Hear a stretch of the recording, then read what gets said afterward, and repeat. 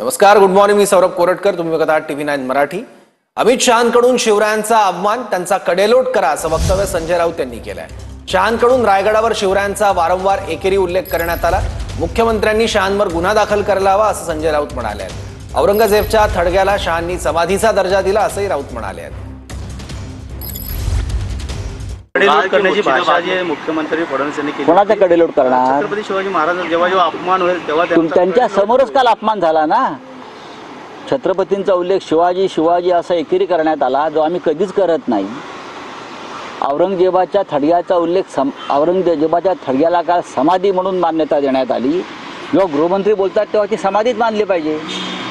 देशाचे गृहमंत्री जेव्हा बोलतात की थडगा समाधी आहे, तेव्हा ती समाधीच म्हणून आता यापुढे मान्यता होईल.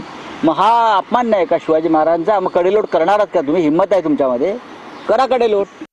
तुम्ही अमित शहांचं भाषण ऐका, त्याने शिवाजी महाराज उल्लेखच केलेला नाही. शिवाजी शिवाजी शिवाजी एकेरी उल्लेख. शिवाजी ने ये किया, शिवाजी ने वो किया, शिवाजी को ये है, शिवाजी को.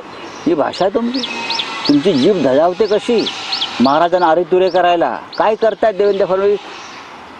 हा अपमान आहे शिवाजी महाराजांचा.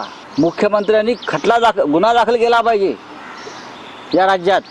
शिवाजी महाराजांचा अशा प्रकारे एकेरी उल्लेख करून अपमान केल्याबद्दल इतरांवर करता ना तुम्ही. देशाच्या गृहमंत्र्यांना, गुजरातच्या नेत्यांना अभय आहे का शिवाजी महाराजांचा अपमान त्यांनी करावा आणि आम्ही सहन करू?